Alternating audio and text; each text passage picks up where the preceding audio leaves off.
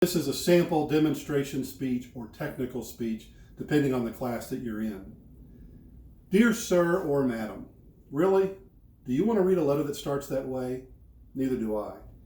When we talk to people, we want to get their attention. We call them by name. Yolanda, let's go to lunch. Fred, do we have those financials complete? Mom, send money, please. What happens though when we have a letter that we want to send out to multiple people, but we want to personalize it the same way? Well, thankfully, there's a feature in most word processors known as mail merge that allows us to do just that. Busy professionals can use mail merge to efficiently personalize form letters. Today, I'm going to do three things. I'm going to introduce to you the things that you'll need to make a mail merge happen. Second, I'm going to describe the process that you'll follow to perform the mail merge. And third, I'm going to talk about other uses for the mail merge. First, let's talk about what you'll need to perform your mail merge. You're going to need two things. You're going to need a word processor, and you're going to need a data manager. Your word processor can be Microsoft Word, it can be Google Docs, it can be Apple Pages, it can even be WordPerfect if there are still people out there using that wonderful program. Most of our major word processors will have the mail merge feature. When we talk about data managers, however, the data managers become a little bit more interesting because we've got lots of different choices to choose from. You can use the list feature within the word processor itself. You can use a database like Access, or maybe your business has its own database that it can use and draw data from. You can use a personal information manager like Outlook, or you can use a spreadsheet, which is my preferred method for doing this. One of the things that you have to be careful about here is that you have to make sure your word processor and your data manager will talk to each other. For instance, WordPerfect will not draw information out of Microsoft Excel. They just don't talk to each other. Well, once you've got your word processor and your data manager selected, now you're ready to make sure that it merges together and fits. That leads us to the second main point for today, and that is the process you'll follow to perform your mail merge. And there are basically three steps. You create your data set, you write your form letter, and you insert merge fields and merge the document.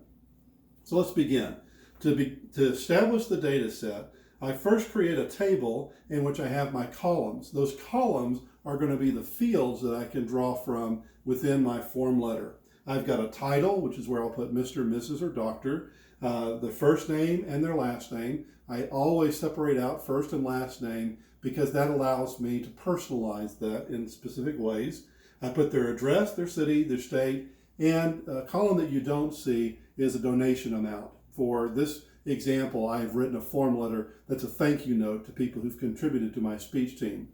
Once I've created the structure, I can add in the data, and that gives me my data set. Now I'm ready to write my form letter.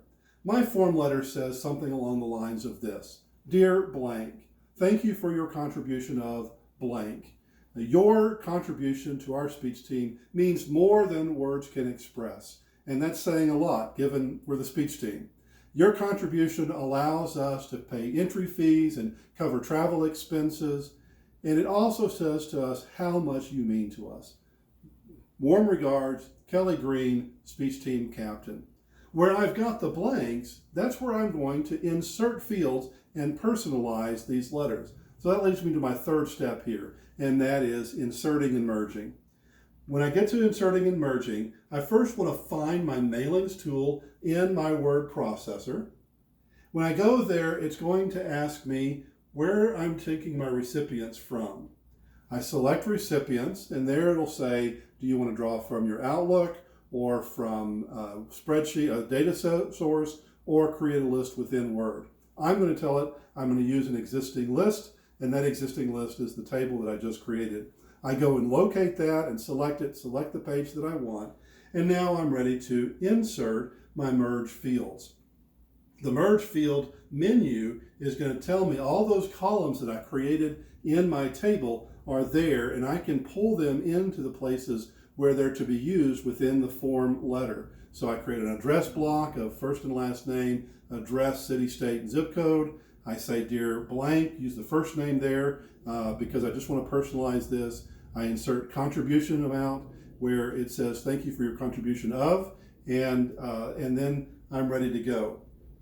I make sure to proofread that document very carefully because once it merges, it's going to create all the different documents for each individual recipient that's going to receive my letter. So I make sure the comma's in the right place. I make sure that the names, all the wording is spelled correctly, all the spacing is done, and then I'm ready to hit finish and merge. There I've got some options. One option I have is to send it directly to the printer. I almost never do that. I've got the option of editing individual documents. That's usually what I do. I'll open it up, I'll look at the spacing, make sure no long names throw off the spacing, and make sure everything looks right. I may even add in some personal notes on some specific letters that I recognize or people that I know I want to say something specific to. And then I can print and it's ready to go. I also have the option of sending out an email. We'll talk about that in just a second as we look at other applications. But for there, I've merged my document, I'm ready to go, I'm ready to send it out, send it to the printer, and then mail it out. So we've seen this process. The process involves creating my data set, writing my form letter, inserting the merge fields, and merging. And once I've done that, the document is complete. But let's talk about some other applications for, or other uses for the mail merge feature. You can use the same feature to create, say, a directory of all of the people in your organization. You create a spreadsheet that's got their contact information in it, and then you create a directory. Or maybe you want to send out invoices this way. It's a great tool for creating invoices. You may want to send out emails to people, and it may want to say the same basic thing, but you want to make sure it really gets read. You can include their name in the greeting of an email using the mail merge feature. It will send out that email to each individual person as an individual email rather than as one bulk email. And even using blind carbon copy, filters sometimes pick it up that that's a mass mailing. This way it comes and looks like an individualized email that goes to each person. So mail merge is a great feature for lots of different applications. So today we've looked at three things. We looked at what you're going to need, your word processor and your data manager to make a mail merge happen. Second thing we've looked at is the process, creating the data set, writing the form letter, and inserting merge fields and actually merging. And then we've looked at additional applications, other things that you can do with the mail merge feature. But for now, you can take satisfaction in knowing that your letter will get read because you didn't send it to whomever, you sent it to someone by name.